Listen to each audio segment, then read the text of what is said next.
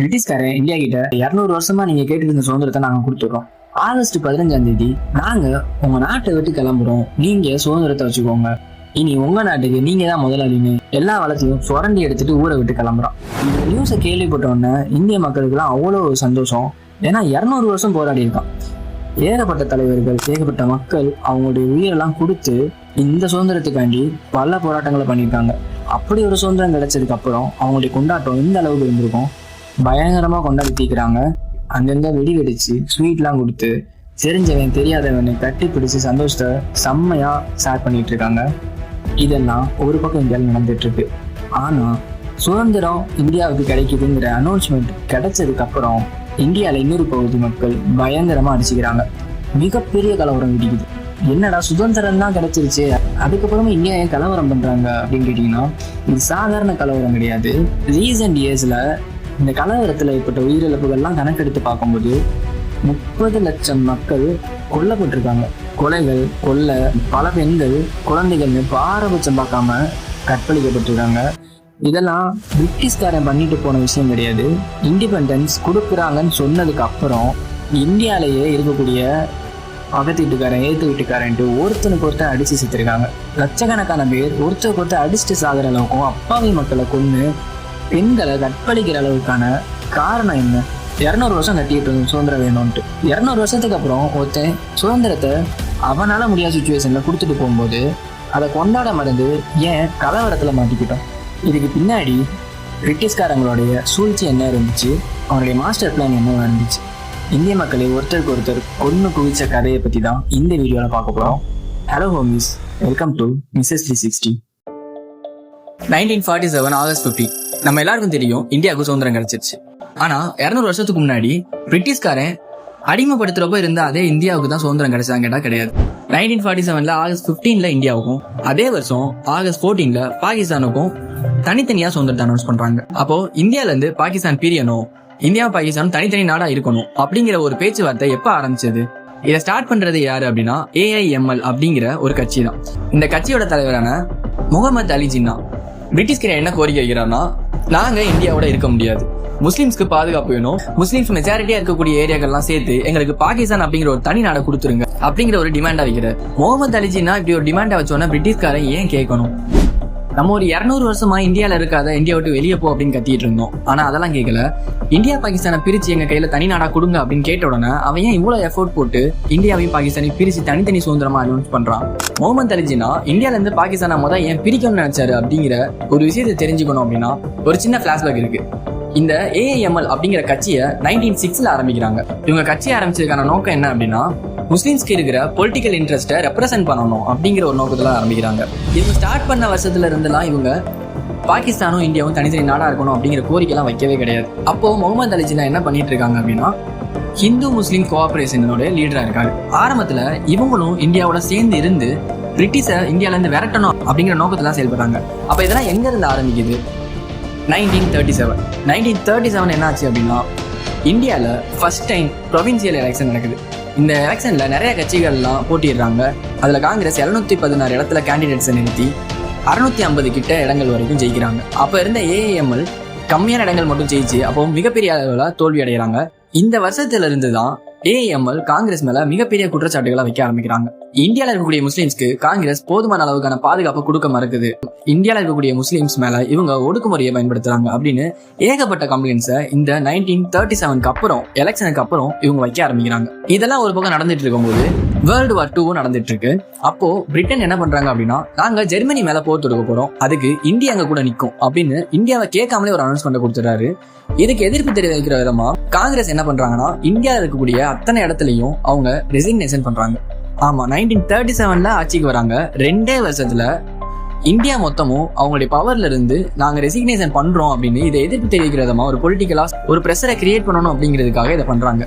ஆனா அதே வருஷம் டிசம்பர் மாசம் 2 மாசத்துல AIML ஆட்சிக்கு வராங்க. இவங்க ஆட்சிக்கு வரும்போது பிரிட்டிஷ் கிட்ட ஒரு டிமாண்டை வைக்கிறாங்க. அது என்ன அப்படின்னா, முஸ்லீம்ஸ்லாம் அதிகப்படியா இருக்கக்கூடிய ப்ராவின்சஸ்ல எங்களுக்கு தனியா பவரை கொடுத்துருங்க, நாங்க எங்களுடைய ரூல்ஸை கட்டமைச்சுக்கிறோம் அப்படிங்கிற ஒரு டிமாண்டை வச்சுட்டு தான் இந்தியா பிரிட்டிஷ் கூட சேர்ந்து ஜெர்மனியை வீழ்த்துறதுக்கு போர்ல பங்கேற்கும் அப்படிங்கிற அனௌன்ஸ்மெண்ட்டை கொடுக்கவும் செய்யறாரு. அப்போ பிரிட்டிஷும் இந்த டிமாண்டை கேட்டுட்டு ஓகே பண்ணிடுறாங்க.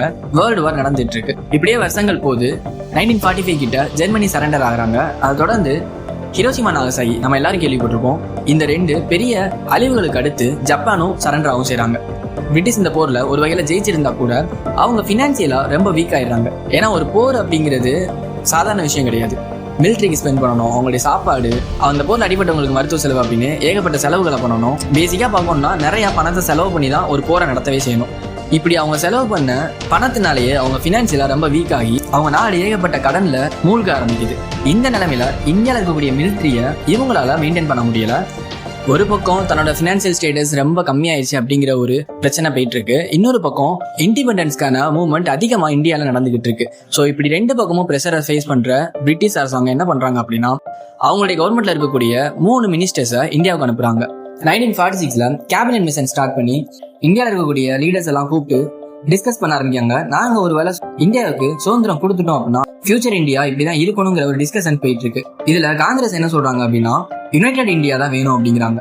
அதாவது நாடெல்லாம் பிரிக்க கூடாது, எல்லாமே ஒன்னா சேர்ந்துருக்கணும், இவ்வளவு வருஷம் நாங்க ஒன்னா தான் போராடி இருக்கோம், இந்த சுதந்திரமா எங்களுக்கு ஒன்னா தான் கிடைக்கணும் அப்படிங்கிற மாதிரி சொல்ல ஆரம்பிக்கிறாங்க.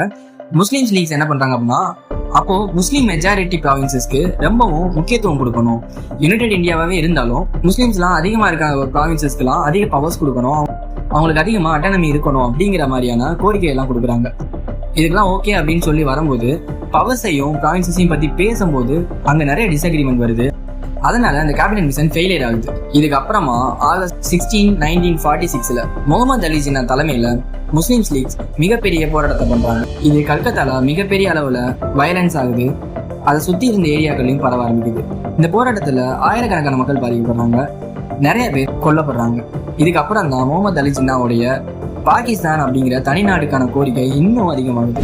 இதை தொடர்ந்து 1947 பிப்ரவரி 20ல பிரிட்டிஷ் கவர்மெண்ட்ல இருக்கக்கூடிய PM கிளிமெண்ட் அட்லி அப்படிங்கிறவரு பார்லிமெண்ட்ல, அதாவது பிரிட்டிஷ் அரசாங்கத்துல இருக்கக்கூடிய பார்லிமெண்ட்ல என்ன பேசுறாரு அப்படின்னா நாங்க ஜூன் 1948க்குள்ள இந்தியாவை விட்டு கம்ப்ளீட்டா வெளியே வந்துருவோம், இந்தியாவுக்கு சுதந்திரம் கொடுக்க போறோம் அப்படிங்கிறத அந்த ஒரு பார்லிமெண்ட் ஸ்பீச்ல ஸ்டேட்மெண்டா வைக்கிறாரு. ஆனா அந்த நேரத்துல பார்ட்டிசன் இன்னும் ஃபைனல் ஆகல. அதாவது இந்தியாவையும் பாகிஸ்தானையும் பிரிக்கக்கூடிய பார்ட்டிசன் இன்னும் ஃபைனல் ஆகல.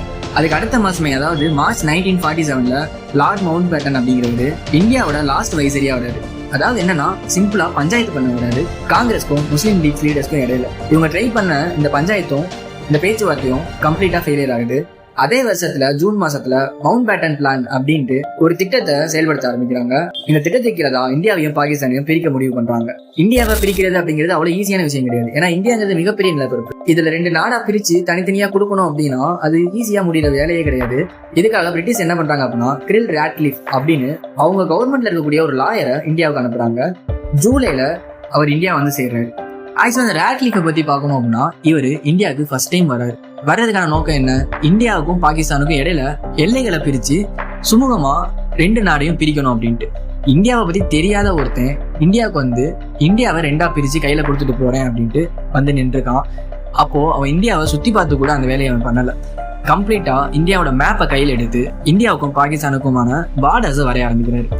இந்த பார்டர்ஸ் எல்லாம் நிறைய காடுகளை 2ஆ பிரிச்சிருக்கு. மலைகள், ஆறுகள், நதிகள்னு ஏகப்பட்ட இடங்களை 2ஆ பிரிச்சு பாகிஸ்தானுக்குள்ளேயும் இந்தியாவுக்குள்ளேயும் பாதியா விட்டுட்டு போயிருக்காங்க.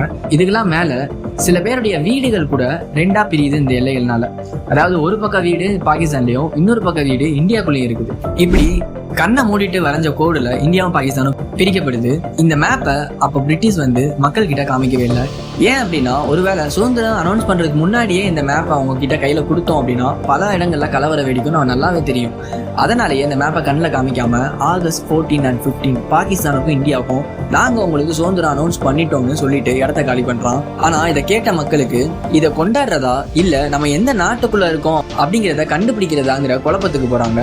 ஆனாலும் இத்தனை வருஷம் 200 வருஷமா போராடின இந்த சுதந்திரம் நம்ம கையில வந்து நிற்கும் போது அதை கொண்டாடியே தீரணும்ட்டு அவங்கவுங்களுடைய ஸ்டைல்ல செலிப்ரேட் பண்ண ஆரம்பிக்கிறாங்க.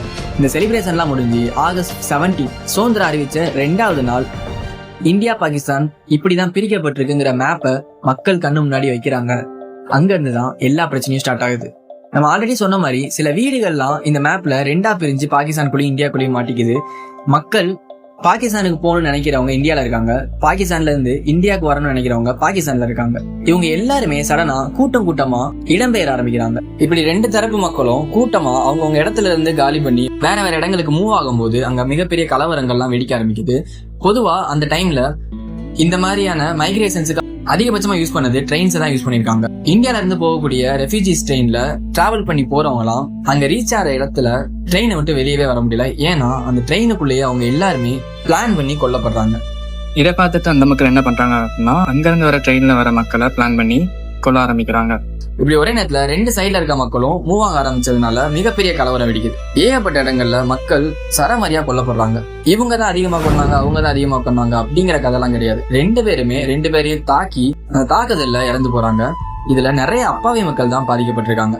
யோசிச்சு பாருங்க, இப்ப நீங்க இந்தியால இருக்கீங்க, திடீர்னு ஒரு மேப்ல ஒரு கோடை போட்டு இனிமேல் இது உங்க நாடு கிடையாதுன்னு சொன்னா எப்படி இருக்கும்? அந்த மாதிரியான ஒரு சுச்சுவேஷனை தான் அப்ப இருந்த சாமானிய மக்கள் எல்லாம் ஃபேஸ் பண்றாங்க.